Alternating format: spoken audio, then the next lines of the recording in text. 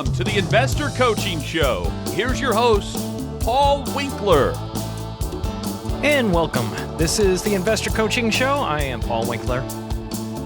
Talk money, investing, financial planning. Always a lot to talk about, especially, you listen to the news and all you hear is talk about who's going to win the election. I don't know about you, but I am tired of polls telling me who's going to win when they haven't even gotten the first debate in. And it's just like, it just amazes me that people, and you go, well, what is it about humans? And this really gets down to where I come from in the financial planning world.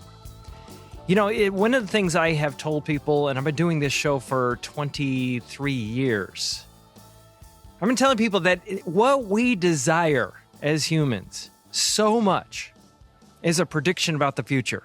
I want to know what's going to happen. How can I prepare for it? And then that way I can just feel comfortable. I've made a prediction. I know what's going to happen. I can prep myself. I can, do what I need. And that is what the investment industry plays upon, your desire for a prediction about the future. So a lot of the stuff I'm going to talk about today, there's a lot of stuff to talk about today where, you go into predictions that have been made in the past and how they simply didn't even come close, not even near. And just some of the predictions out there right now I'm going to go through because I think it is helpful to walk through some of these things because it is so easy to get pulled.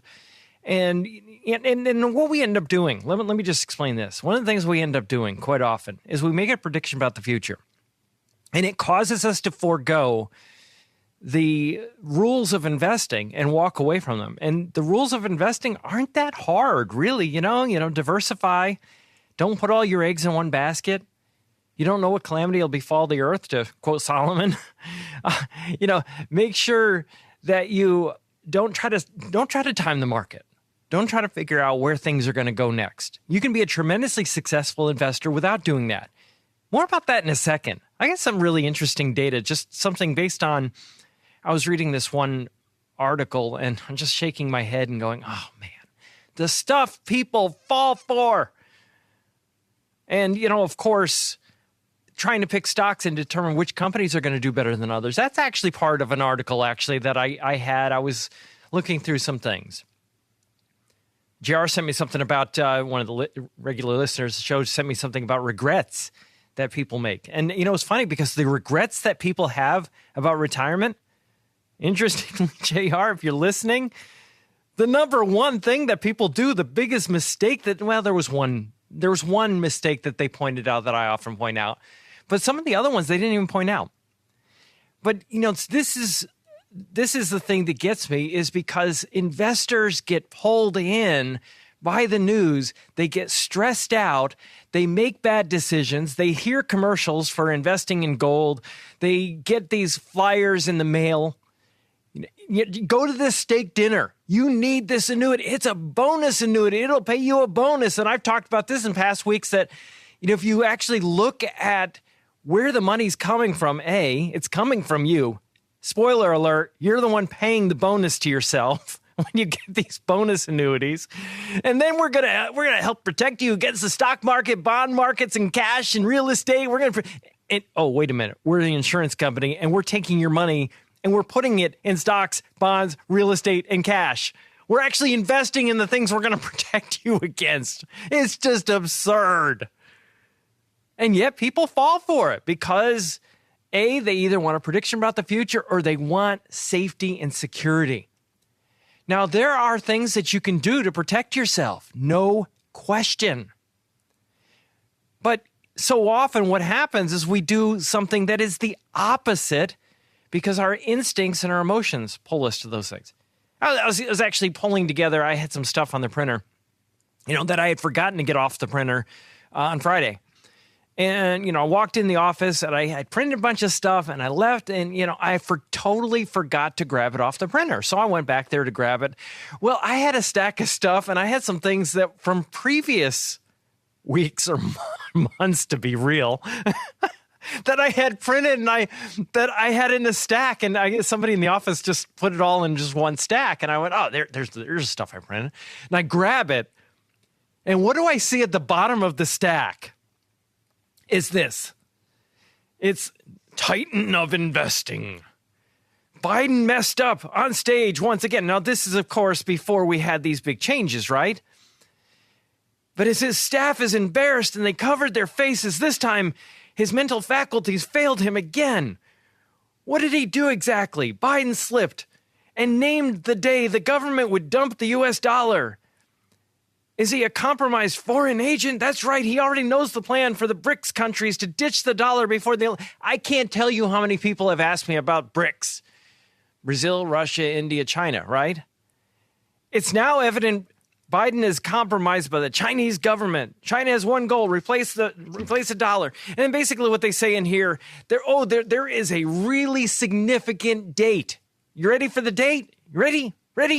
Oh, it already passed. And nothing happened. It was August 6th. I mean, so, you look at that and you go, oh my goodness, you got to be kidding me. You got to be kidding. But that is the crux of the biggest issue. People focus on taxes and with 8 financial planning degrees, trust me, I get taxes. We get into that around here. We get into IRMA and Roths versus traditional IRAs. We get into taxation of RMDs, required minimum distributions, and how much has to come out, and inheriting IRAs, and how you deal with the taxes on inherited IRAs, capital gains taxes, not subjecting your portfolio, that non-qualified portfolio, to too much in short-term capital gains, which are taxed at a higher rate than long-term capital gains. Yeah, I get it. But I am telling you, folks, the biggest deal when it comes down to whether you have security in retirement, studies show, isn't those things. It's your behavior. It's how you approach the investing process. And, it's just this one article that JR said, it was just talking about the biggest regrets of retirees, according to financial experts. Number one was not prioritizing savings in early years. No question about it. I tell younger people, historically, every 7 years approximately that you delay preparing for retirement, you cut your retirement in half. And the thing is this, a friend of mine actually sent me this and said, I'll bet this is a client who sent me a picture. I'll bet this must be a client of yours. And it's like this really posh house that she had gone to. It must be a client. And I'm laughing going, you know what? I said, actually, if you read The Millionaire Next Door, most very wealthy people live way, way below their means, is what I said to her. They live way below their means. Like the Texas rancher that basically said, the interviewer's trying to find the wealthy guy. And he goes, you're looking for me. And he says, oh, yeah, I'm looking for you. So you're so-and-so. Yeah, I want to interview about, millionaires. And he's doing this thing about millionaires. And the guy goes, yeah, it's big hat, no cattle. That's most of the time what you see. People that have these ostentatious lifestyles, they live really, really luxurious lifestyles. Many of them don't have a pot or a window, because they spent so much trying to impress people with money that they didn't really have. So often that's the case. People grow up with an inferiority complex, or, feeling that they're not that great, so they've got to impress their high school friends with how high they live and the nice house that they have and the nice cars that they drive. Looking the part, but not necessarily being the part. The second thing that they look back and they says, man, they regretted this, overlooking tax consequences. A lot of times people don't necessarily think about the tax consequences of different investment choices that they make. You look at how most people manage money, for example. Buying and trading and inside the mutual funds, the buying and trading that goes on. Let's say if you have a non-qualified account, you can end up with significant taxes every time a trade takes place. Whereas you buy to hang on to things, you don't have those trades. You don't have those expenses, number one. Number two, you don't make the mistake of getting out of the market at the wrong time, coming back to that in a second, or moving back and forth or getting rid of one company and buying another company and actually ending up with short-term capital gains taxes. So that's one thing. The other thing is just the differential. They don't really take a focus, and I'll add to this. They don't look at the differential between their marginal tax rate, which is if you earn another dollar, what's it taxed at? So you might be, if you're really, really low income, 10%, 12%, 22%, then it's 24%, and you go on up to 37%. And, for some people, you might want to avoid the very, very high tax rates so that when you get into retirement and you're pulling the distributions out, you're taxed at lower average rates. Now, that very much depends on a person's situation. For some people, Roth IRAs make some sense. But a lot of people, I'm actually having them do pre-tax and then do conversions to Roths in between their time they retire and the time they have to start taking distributions, the time they start taking Social Security. So there are all kinds of really interesting tax plays that you can do with that, but recognize you've got to focus on tax consequences. Tax deferral. The reason that retirement plans are so popular is that you don't have to pay the taxes on the buildup in them. It's a tax deferral. And you take a look at the difference between paying taxes as you go versus putting the money in, it grows without taxation, and pulling it out later. It can be a huge difference in the amount of accumulation that you end up with. Now, making sure that you follow through and get involved in the 401ks, that goes back to number one, starting early. Then it says not paying off the debt before retiring. That can be a big deal. A lot of times what I'm trying to do is I'm trying to coordinate when are you going to retire with having the mortgage paid down. So I agree with this one as well. This is a really good one because what ends up happening is you have this way of spending, right? And when I have a mortgage payment, it's part of my spending, right?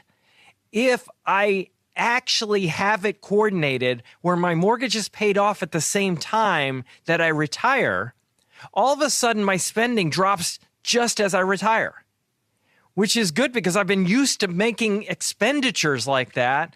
Now I'm used to living on less. So if I have $1,000 mortgage payment per month, let's say, and I make those payments, then I retire, well, my budget is $1,000 per month less when I retire because I don't have that payment, but I've been used to living on $1,000 less. I hope that makes sense.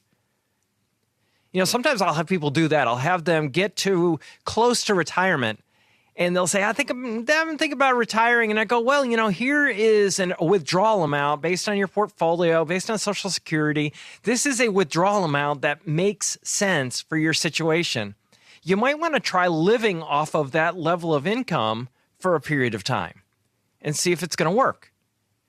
And then you go, oh, no, I don't want to live that low. Then maybe you don't retire quite yet. So for some people that can help out as well.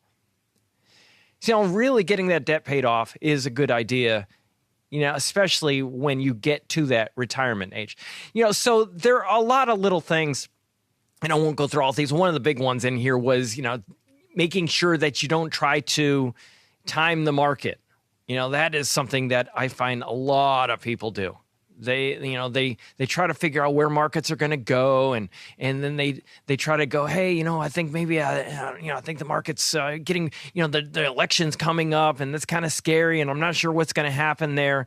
So they will try to pull money out of the market before it goes down, before the election occurs. And the thing I point out is that historically, you look at Democrat, Republican, market up, either way.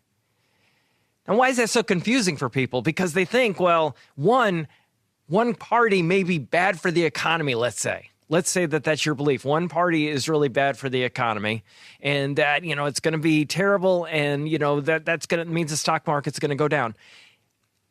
The economy and the stock market are not necessarily intertwined quite as closely as you might think. You can have a bad economy and a rising stock market because companies will reduce expenses. They'll fire people. They will pick up their toys and leave. International markets, if you look at recently, you notice something interesting is the dollar has been weakening versus other currencies. Well, that bodes well for international securities, as I've been talking about for quite a while. So you might have totally different areas of the market do well. The other thing it bodes well for is exporters.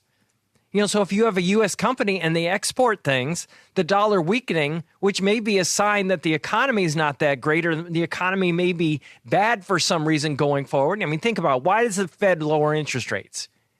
They lower interest rates because they're worried that the economy is not great. So people, they're cheering, hey, and you see the interest rates go down and you see the stock market go up and you go, what's going on here? Well, A, you've reduced the cost of doing business, interest expenses, so that is a big deal. But, when you reduce interest rates, you think about how a company makes or how it gets to earnings. They sell things. And so who buys things? Well, a lot of times it's people borrowing money. So if the interest costs go down, people might be more inclined to buy things. So that's one of the things that happens. Then you've got cost of goods sold and operating expenses and those things. But another part of it is interest expenses. And if you can reduce interest expenses, you can actually increase earnings. So, another thing that they had in here is panicking when the market drops. That's what a lot of people do. I mean, I talk about that, 2020 when you had the market drop and how many people just got so scared and they just yanked money out of the markets and then they came back with a fury. But people weren't there when it happened. Same thing in early 2009. Good grief. If you looked at the market bottom in 2009, when all the negative, terrible, scary headlines were coming out, to the end of the year, you had anywhere from a 60, 70 to a 90, depending on how diversified you were, a 90% increase in value in an investment portfolio. Yeah. I'm not stuttering. That was the number.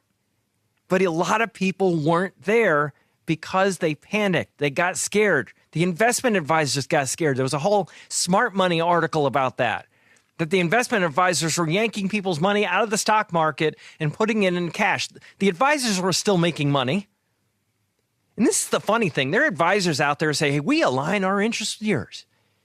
If you do well, we do well. And yet, if you look at what they were doing, a lot of these firms have the data on it. There's one firm. It's how they advertise. In 2003, when you had these huge upturns in the market after 9/11, 2003, I was looking at the data on the returns and the portfolios. They act as a fiduciary. 2003 was a huge year in the stock market. Huge. You'd have in some cases 50% returns if you were diversified, if it were an all-stock portfolio. And yet they lost money. You've got to be right twice when you market time. You've got to be right when you get in and when you get out. The problem is people end up being wrong on one or both of those. Another regret, spending too much money early in retirement. Putting their children's needs first. I see this one a lot. They pay for their kids' college education. I always tell them, put the mask on yourself first, then take care of yourself. The problem is that you don't have a lot of time before retirement. Once those kids get to be college age, but they've got a lot of time to pay off the debts. So think twice about that. Some people are going to college that they really shouldn't be there. There are other areas that maybe there are other things they ought to be doing with their life, and maybe they shouldn't or don't need necessarily a college education. Or maybe they don't need a college education at the most expensive place in town. A lot of people, they go to colleges and they don't recognize that there are a lot of scholarships for people that, that you just don't even know that are out there. Borrowing from 401k, IRA accounts. It's one of the things I see all the time. People borrow from the 401k. You end up paying yourself back with interest, right? You pay the loan back with interest. You're paying yourself interest, right? And you think that's a good idea, isn't it? But then when you pull the money back out with a traditional 401k, when you pull the money back out, you have to pay taxes on it. So you pay the interest to yourself with after-tax dollars, then you pay taxes on the distribution. It's not a good deal. So, there's just a lot of mistakes that people make.